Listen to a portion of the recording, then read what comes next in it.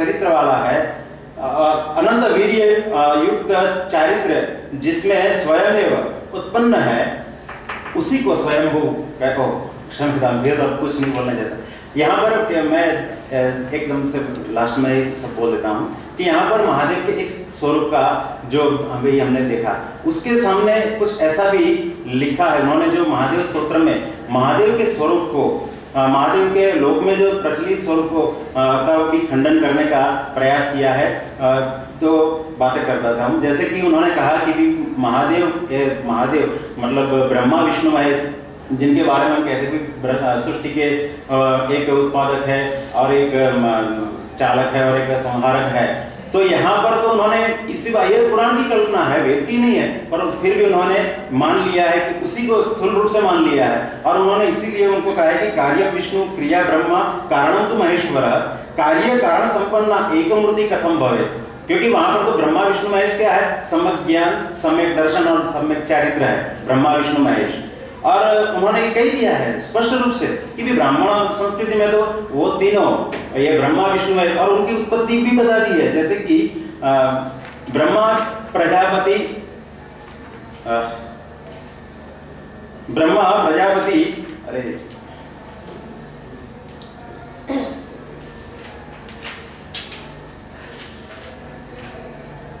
प्रजापति था, पद्मावती के पुत्र थे, अभिजीत नक्षत्र में उनका जन्म हुआ था, उनके अनुसार बता रहा हूं। भगवान विष्णु वासुदेव तथा देवकी के पुत्र थे और उनका जन्म नक्षत्र रोहिणी था। रुद्र पेढ़ाल के पुत्र थे और उनकी माता का नाम सत्यकी था और उनका जन्म नक्षत्र मूल था। उनका भी आगे बहुत बड़ा वर्णन है। और इस प्रकार से भी ये आगे कि भाई जैसे हमारे शिव महीना स्तोत्र में तोमर का स्तोम सोमा सोमसी 8 मूर्तियों को शिव की मूर्तियां बताई है, बोले कि भी नहीं, उसके लिए एक श्लोक में उन्होंने कह दिया था कि भाई वही ये 8 मूर्तियां केवल जिनेश्वर को ही लागू हो सकती है और किसी को नहीं। मैं अंत में इतना ही कहना चाहूँगा, बहुत बातें तो है, लेकिन क्या एक ज्ञान की उच्च शिखा विराजमान, तो इस प्रकार से ये जो स्तोत्र है उसका अध्ययन करना चाहिए। इस प्रकार से धन्यवाद।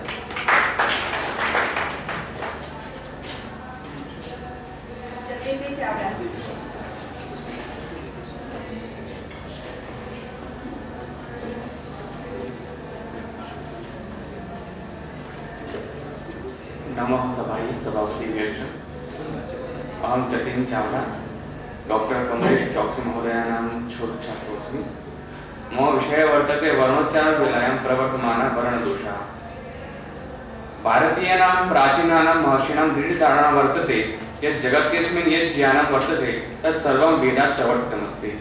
मनुस्मृतौ मनुना वेदः सर्वज्ञानमयो सह एवं प्रकारेण प्रदर्शितः। याज्ञवल्क्यस्मृतौ अपि कथितं वर्तते यत् सर्वाणि शास्त्राणि वेदात् प्रस्थितानि सन्ति। अस्य अयम् आशयः यत् कालान्तरे विरचितानि विविधानि शास्त्राणि वेदमूलानि सन्ति। अस्मादेव कारणात् वैदिकपरम्परायां वेदपुरुषं परिकल्प्य तेषां रक्षकानि वेदाङ्गानि विरचितानि सन्ति। येषु शिक्षाशास्त्रमेकम्। एवं हि मन्यते यत् पूर्वं प्रातिशाख्य नामकेषु ग्रन्थेषु वेदमन्त्राणाम् उच्चारणादिविषयकः सुसूक्ष्मविचारः प्रावर्तत। तस्य आधारेण यथाकालं शिक्षाशास्त्रम् अवतरितम्, अन्यानि च व्याकरणादीनि शास्त्राणि अवतरितानि।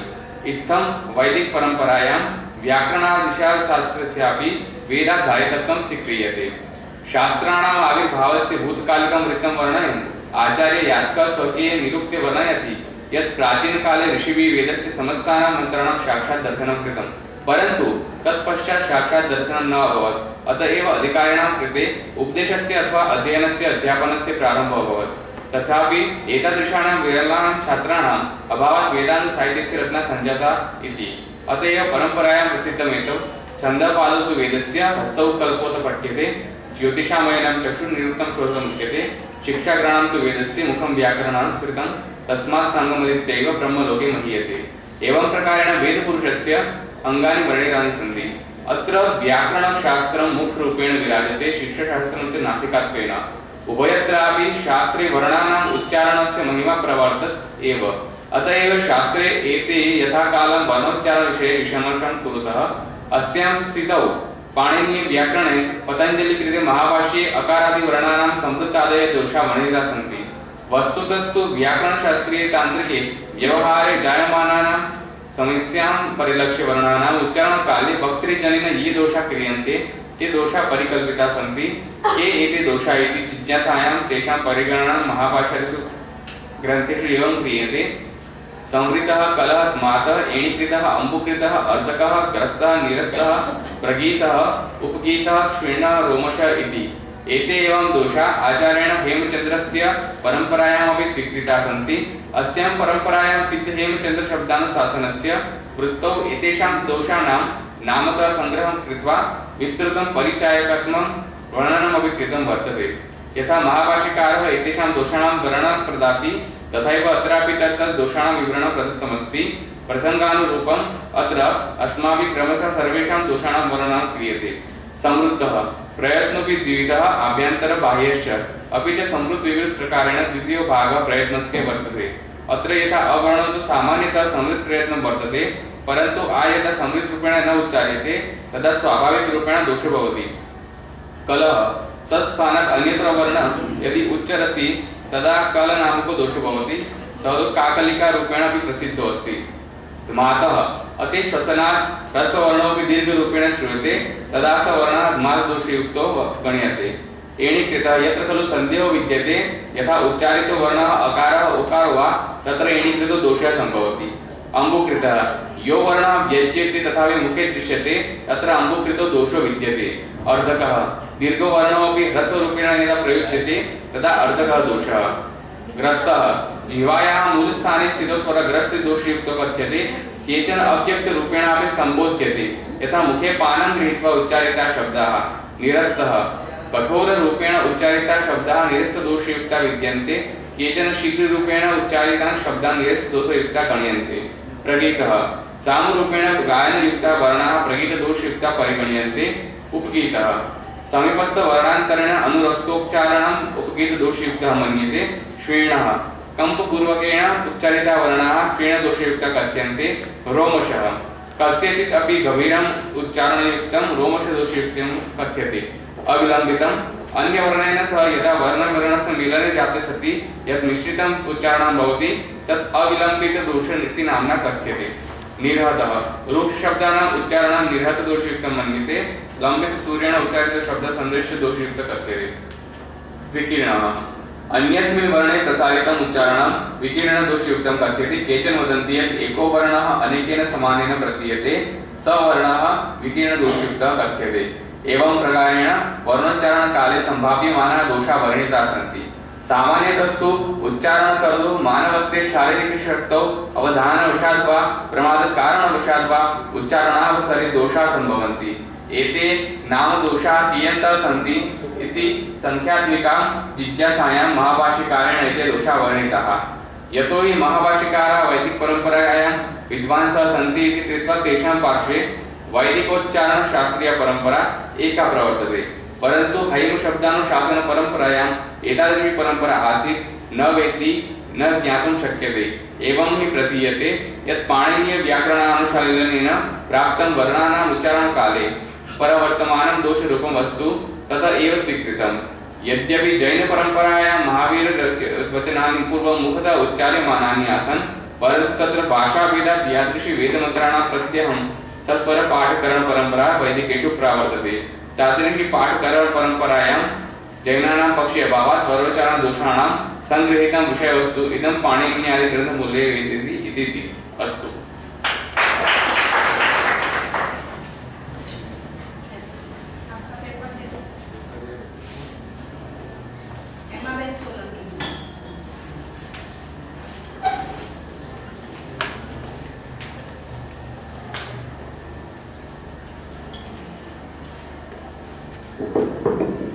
સર્વને મારા નમસ્કાર. મારો વિષય છે હેમચંદ્રાચાર્યકૃત लघु अर्हन नीति एवं मनुस्मृति में निर्देशित दाय भाग का तुलनात्मक अध्ययन।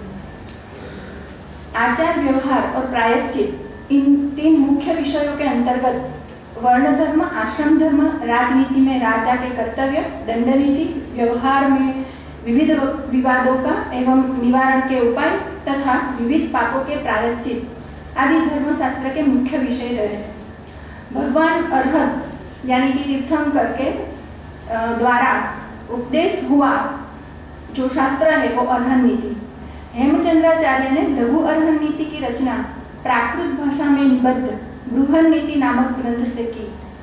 इस कृति में व्यवहार अधिकार में और मनुस्मृति में वर्णित दाय भाग का तुलनात्मक अभ्यास करना इस प्रपत्र का उद्देश्य है। आचार्य हेमचंद्र कृत लघु अर्हन नीति 918 श्लोक और 4 अधिकारों में विभक्त है। वर्ण एवं आश्रम धर्म का वर्णन यहाँ पर नहीं किया गया जो मनुस्मृति में किया गया है। जो 4 अधिकार है वह भूमिका भूपाल वर्णन, युद्ध एवं दंड नीति, व्यवहार अधिकार, प्रायश्चित और विषय की आवश्यकता अनुसार श्लोक के साथ वृत्ति का ग्रथन भी किया है। ग्रंथ के प्रारंभ में इष्ट भगवान ऋषभदेव एवं महावीर स्वामी की स्तुति तथा ग्रंथ का प्रयोजन प्रस्तुत किया है।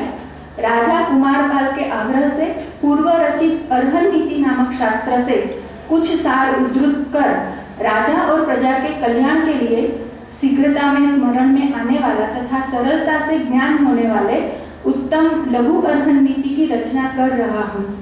आचार्य हेमचंद्र अनुसार तीर्थंकर जिनेश्वर भगवान ऋषभदेव प्रथम राजा हुए।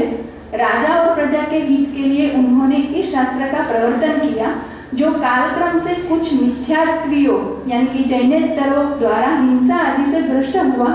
भगवान महावीर स्वामी ने इस शास्त्र को श्रेणी के सामने पुनः प्रस्तावित किया। उस शास्त्र का उपदेश उन्होंने यहाँ किया है, ऐसा लघु अर्हन नीति में उन्होंने प्रस्तावित किया।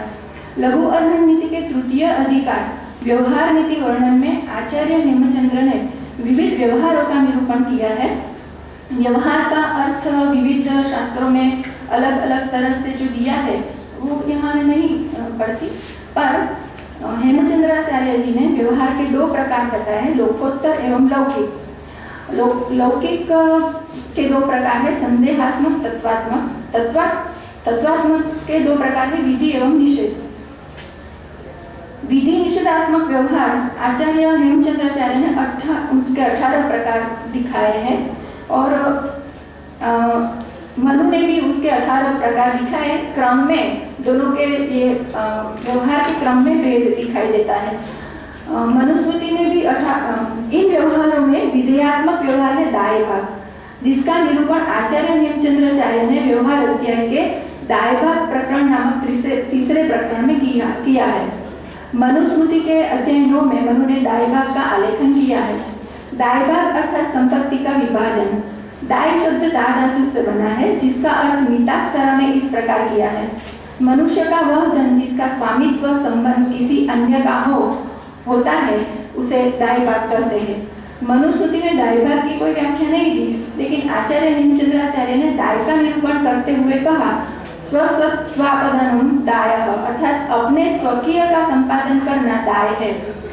वृत्ति में कहा है कि माता पिता तथा पितामह आदि के वंश परंपरा से सभी चीजों पर अपना स्वकीयत्व का प्रतिपादन करना, उसका व्यय एवं उपभोग खुद अपनी सत्ता से कर सके उसे दाय कहते हैं। दाय के 2 प्रकार मिताक्षरा के अनुसार ही उन्होंने दिखाए, सप्रतिबंधक एवं अप्रतिबंधक। पुत्र पौत्र होने के कारण पिता या पितामह का दाय अपना हो वह अप्रतिबंधक दाय जिस पर कोई प्रतिबंध न हो, परंतु चाचा या उसके पुत्रों द्वारा जिस पर रोक लगाया जाए वह सप्रतिबंधक दाय है। दाय जिस द्रव्यों का होता है वह 2 प्रकार के दिखाए, स्थावर एवं जंगम। घर बाग खेत आदि स्थिर वस्तुएं प्रतिष्ठाजनक होने के कारण परिवार धर्म जाति पर संकट के समय पर ही इसका दान एवं विक्रय कर सकते हैं। पितामह के जीवित होने पर और पितामह के मृत्यु के उपरांत भी पुत्र के होते हुए पिता इस संपत्ति का व्यय नहीं कर सकते, ऐसा हेमचंद्राचार्य जी का मानना है। लघु अर्हन नीति एवं मनुस्मृति के अनुसार दाय भाग को 2 प्रकारों में विभक्त कर सकते हैं, एक पुत्रों का दाय भाग और स्त्रियों का जो दाय भाग का निरूपण किया है वह। पुत्रों के दाय भाग जो पुत्रों को संपत्ति का विभाजन दिखाया है वह आचार्य हेमचंद्र अनुसार माता पिता के मृत्यु के बाद उनके सभी द्रव्यों में से सभी पुत्रों का समान अधिकार होता है। अगर माता पिता में से एक भी जिंदा हो तो वह अपनी मर्जी के अनुसार विभाजन कर सकते हैं। पिता अगर धर्म से पुत्रों को विषम भाग दे तो वह प्रमाणभूत है, पर अधर्म का आचरण कर विषम भाग दे तो वह अप्रमाणभूत है। व्यग्र चित्त वृद्ध व्यभिचारी जुआ आदि व्यसनों से युक्त व्याधि युक्त विक्षिप्त तथा क्रोधी पक्षपात से युक्त तथा धर्म रहित पिता विभाजन करने के अधिकारी नहीं। मनु का इससे विपरीत विभाजन है। मनु अनुसार माता पिता एवं ज्येष्ठ पुत्र के मृत्यु के बाद पैतृक संपत्ति का समान विभाजन करना चाहिए। पिता के धन को बड़ा भाई ही ग्रहण करे, बाकी छोटे भाई उसके अधीन रहे। ज्येष्ठ पुत्र का मनु ने अत्यंत महत्व माना है, इस कारण उसे सब धन के योग्य कहा है। आचार्य हेमचंद्र कहते हैं कि यदि अन्य भाई लघु हो तो उनकी अनुमति होने पर ही पिता से प्राप्त धन को ज्येष्ठ भ्राता ग्रहण करे। अनुज बड़े न होने तक उनका पालन करे। अनुज भी पिता की तरह उनकी सेवा करे। हेमचंद्राचार्य ने सभी पुत्रों को समान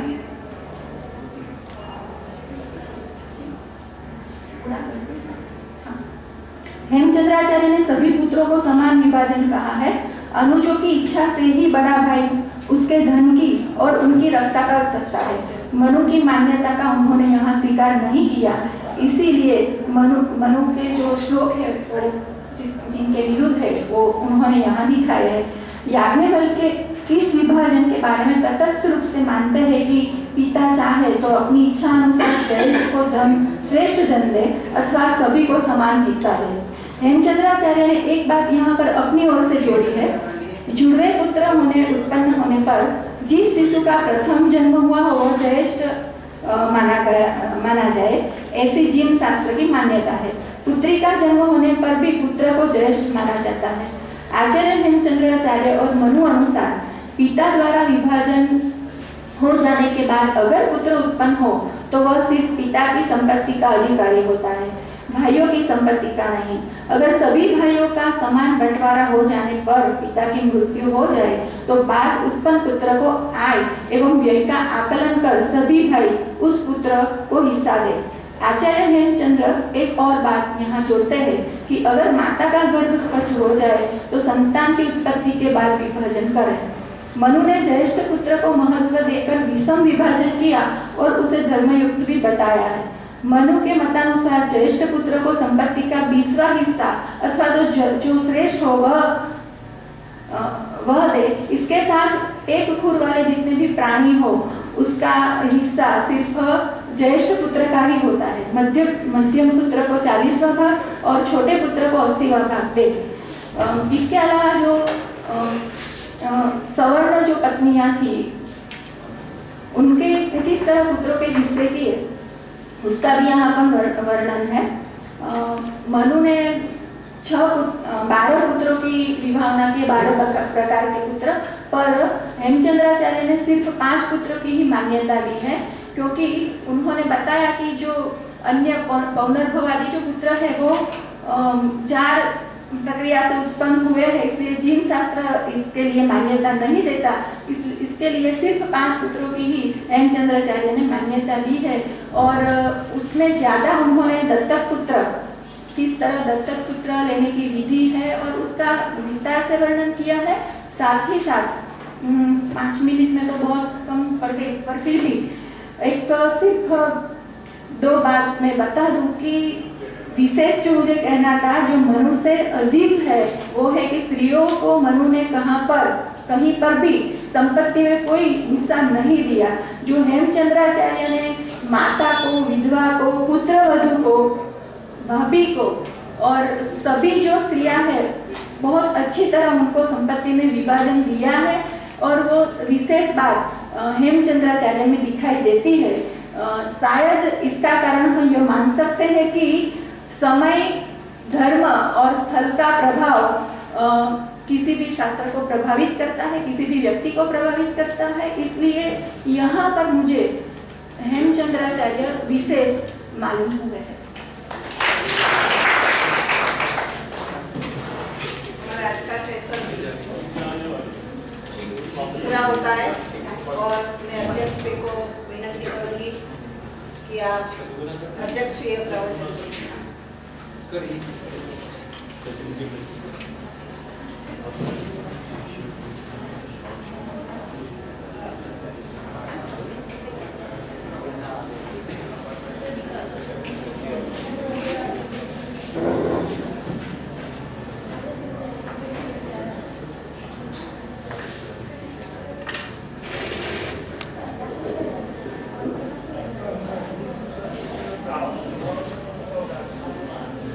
धर्मतीर्थकरेभ्योस्तु स्याद्वादिभ्यो नमो नमः। विश्वादि वीरांतेभ्यः स्वात्मोपलब्धये। समुपस्थित प्रोफेसर चौकसी जी, प्रोफेसर द्विवेदी जी, प्रोफेसर पटेल जी और प्रोफेसर भट्ट जी जो अभी तुरंत बाहर निकल गए थे, और समुपस्थित मनीषी विद्वज्जन एवं विदुषियों, ये बहुत आनंद का विषय है कि हम सभी हेमचंद्राचार्य की शायद जन्मभूमि आसपास ही है।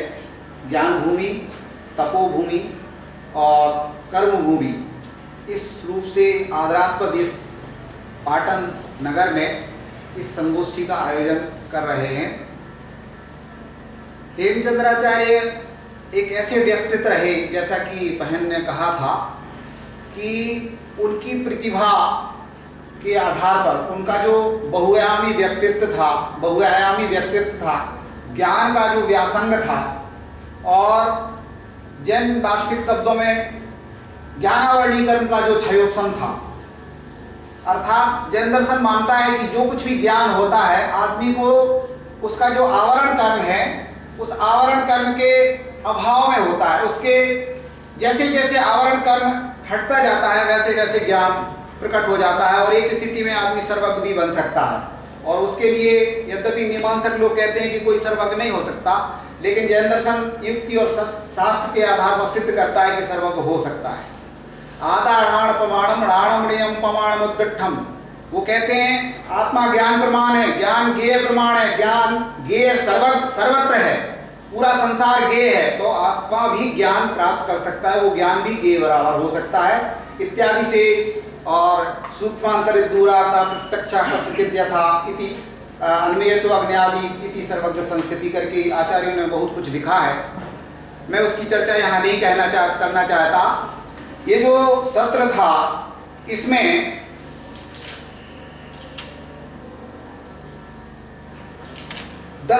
आलेखों का वाचन हुआ, व्याख्यान हुए।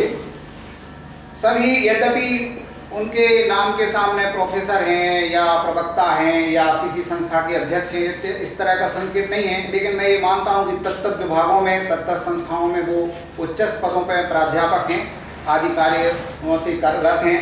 मैं उन सभी का धन्यवाद करना चाहता हूँ। प्रथम जो पत्र है, संक्षेप में ही मुझे कुछ कहना है।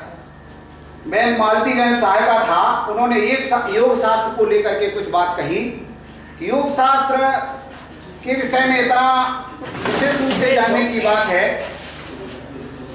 जैन दर्शन कहता है योग है मन वचन काय की प्रवृत्ति, मन वचन काय का जो व्यापार है वो योग है। योग दर्शन कहता है ध्यान के अर्थ में, वो कहता है योगश्च चित्तवृत्ति निरोधा, योग जो है चित्तवृत्तियों का निषेध है। इस तरह से हम देखते हैं कि दोनों अलग अलग दिखाई देते हैं, लेकिन जब हम उनके विचार में जाते हैं, अंदर जाते हैं, तो हम देखते हैं कि कायवांगना कर्म योगा का जो व्याख्यान है वो मन वचन काय की प्रवृत्ति आत्मा से जोड़ाती है। उसका युजुर योगे जोड़ होने के कारण, और युग समाधव, वहाँ युग समाधव वाला प्रयोग है और यहाँ युजुर योगे वाला प्रयोग है। इसलिए मन वचन काय की प्रवृत्ति के योग पर त्याग, योग की प्रवृत्ति का त्याग हो जाना ध्यान है, वहाँ चित्तवृत्ति का निरोध हो जाना त्याग योग है। तो इस प्रकार से दोनों अंत में जाकर के दोनों का भाव सामने एक है, रास्ता दोनों का अलग है, दोनों के अर्थों शब्दों में भी थोड़ा अंतर दिखाई देता है। ये बात मुझे इस विषय में कहनी है। और डॉक्टर नंदिनी बहन झवेरी जी का जो मेडिकल के क्षेत्र से हैं, चिकित्सा के क्षेत्र से हैं, मैं उनका अभिनंदन करता हूं, धन्यवाद करता हूं कि उनकी लाइन अलग होने के बावजूद भी जो वैज्ञानिक होता है उसकी एक दृष्टि और सृष्टि अलग होती है। वो अपने ढंग से सोचता है, लेकिन वो इतनी श्रद्धालु हैं।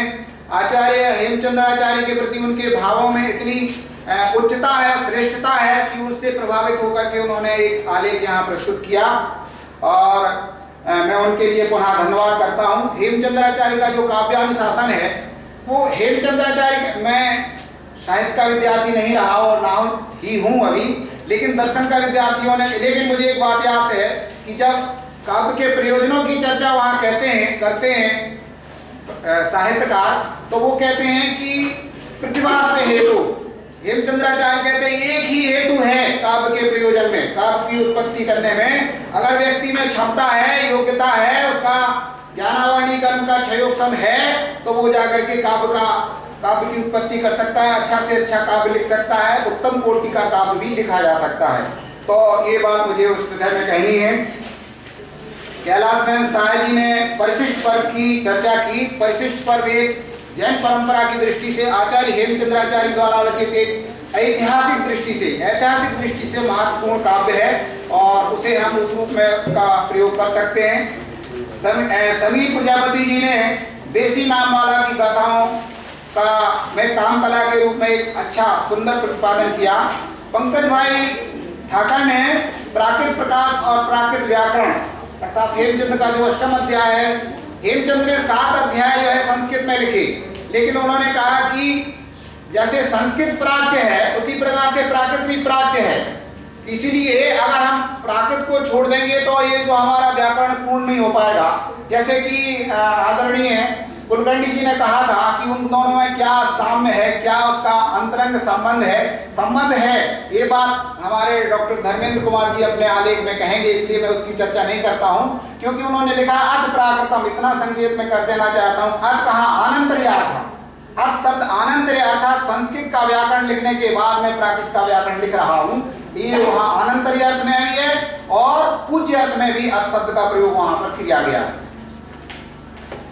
सौरसेनी मागधी एक बात उन्होंने कही थी प्राकृत के बाद शेषम प्राकृतवत में, ये बात बिल्कुल सच है कि महाराष्ट्रीय प्राकृत प्राचीनता की दृष्टि से महत्वपूर्ण नहीं है, ऐसा मैं मानता हूँ। मेरा अनुभव कहता है, आचार्यों का अनुभव है कि प्राकृत की जो भाषा है उसके ज्यादा से ज्यादा नियम महाराष्ट्रीय प्राकृत में मिल जाते हैं, लेकिन सौरसेनी में वो नियम हैं, लेकिन सौरसेनी के कुछ असाधारण नियम हैं, मागधी के कुछ असाधारण नियम हैं, चूड़का बैसाजी के कुछ असाधारण नियम है, बैसाजी के कुछ असाधारण नियम है, मागधी के असाधारण नियम है और अर्धमागधी के असाधारण नियम है। मुझे आश्चर्य होता है, मैं कभी कभी प्रश्न करता हूँ और मैंने आचार्यों से कहा भी कि उन्होंने अर्धमागधी का व्याकरण क्यों नहीं लिखा, उसमें क्यों नहीं कहा, अर्धमागधी को क्यों नहीं कहा, सौरसेनी कहा, मागधी कहा, बैसाजी कहा, लेकिन अर्धमागधी उसको हम हेमचंद्राचार्य के व्याकरण को देखते तो उन्होंने कहा आसेतु आसो।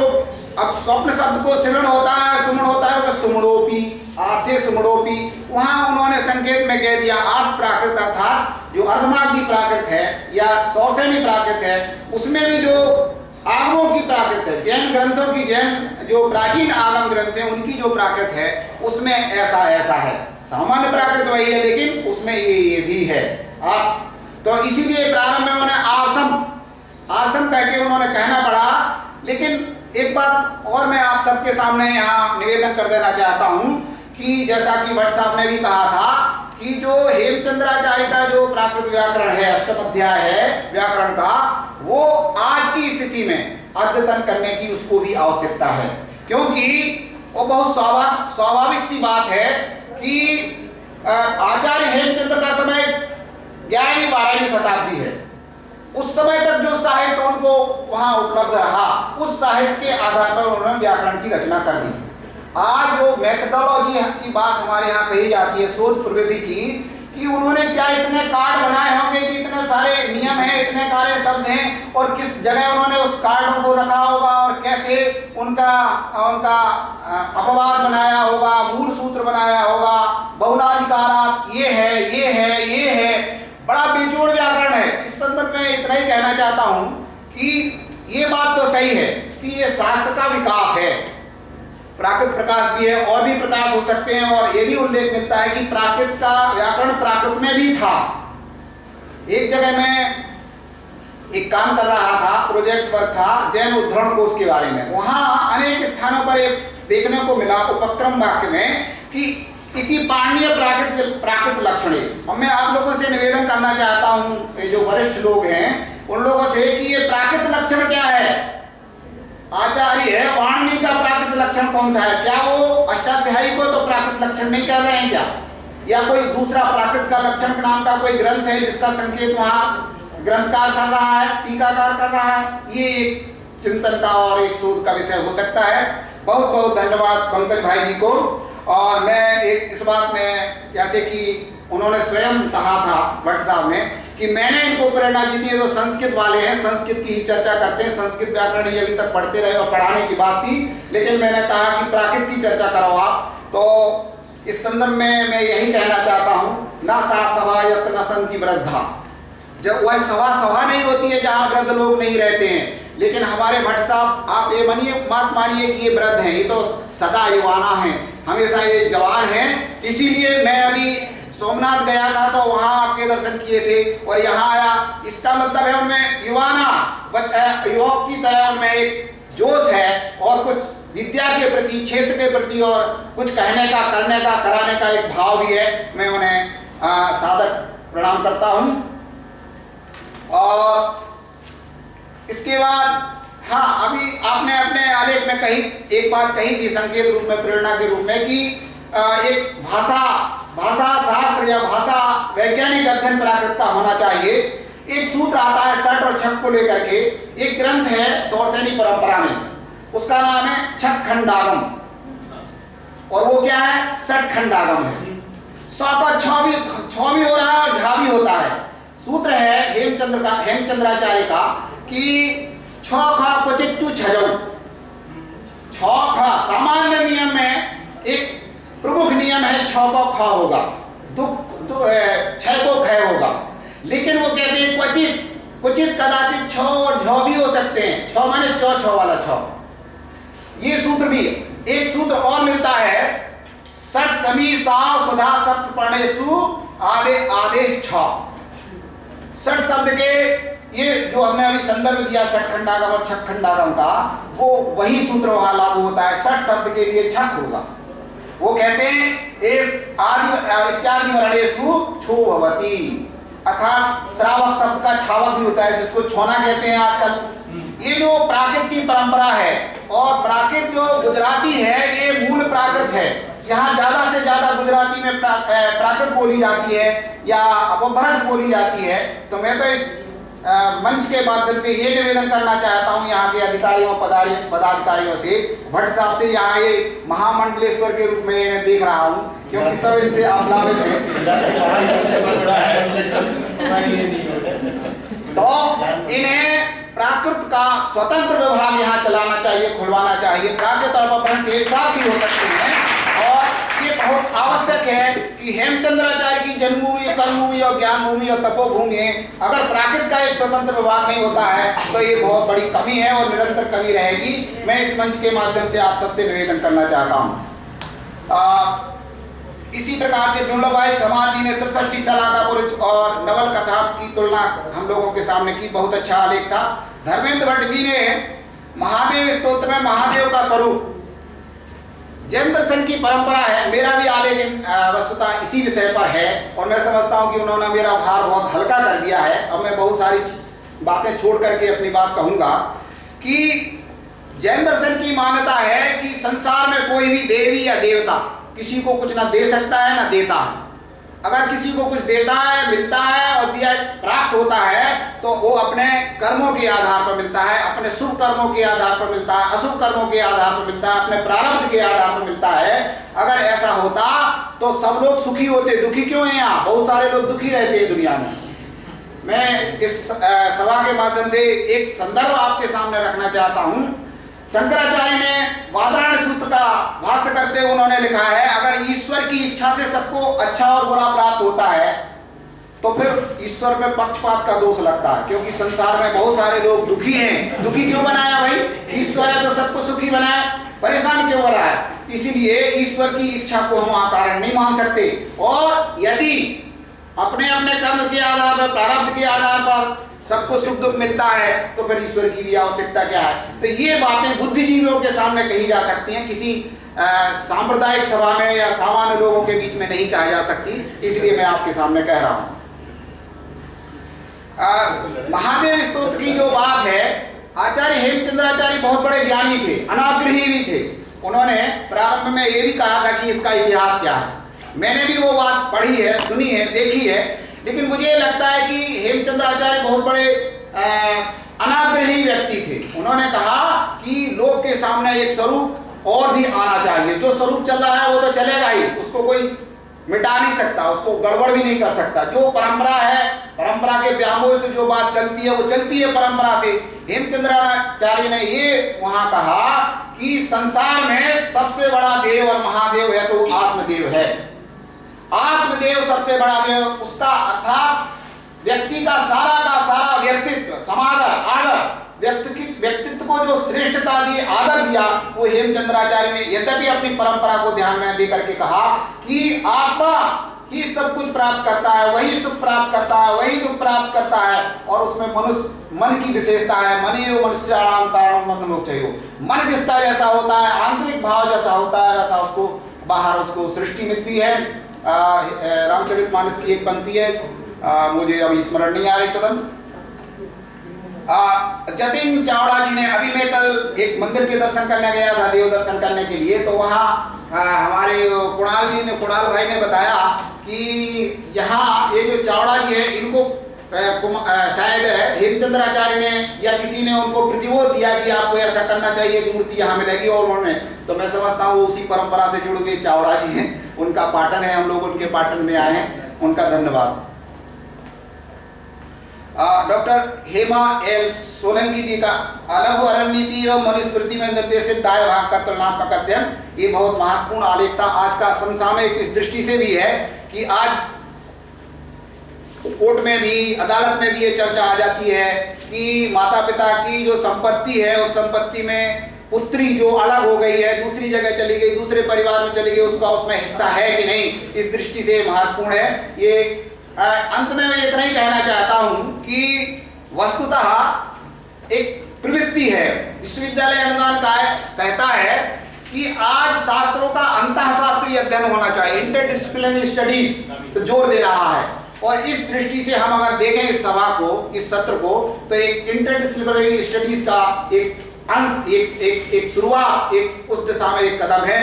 और मैं इन्हीं कुछ शब्दों के साथ मैं अपनी इस बात को विराम देना चाहता हूं और आप सभी का धन्यवाद करता हूं। सभी के आलेख बहुत अच्छे थे, यद्यपि बहुत आलेख ऐसे दिख रहे थे, मुझे देखने में आए कि वो केवल आलेख थे, कहीं कोई संदर्भ नहीं था। शोध पत्र का एक स्वरूप अलग होता है। आचार्यगण हमारे सामने बैठे हैं, उनसे सीखना चाहिए, समझना चाहिए, जिससे ही आप आगे बढ़ पाएंगे। लेकिन प्रारंभिक प्रयास जिन्होंने किया बहुत अच्छा था, और जो इस दिशा में आगे बढ़ोगे उनका तो था ही। इसलिए सबका बहुत बहुत धन्यवाद और आभार, आप सभी का धन्यवाद सर। સર્ટિફિકેટ વિતરણની થોડી ઉતાવળ કરીએ છીએ કારણ કે આપણે મારા ગુરુજીની વ્યાખ્યાનમાળા આજથી શરૂ થઈ રહી છે, તો એ સાંભળવાની અમને બહુ જ ઉતાવળ છે અને એટલે થોડીક ઝડપથી સર્ટિફિકેટ વિતરણ કરીએ છીએ। નામ બોલું તો આવી જશો। માલતીબેન શાહ।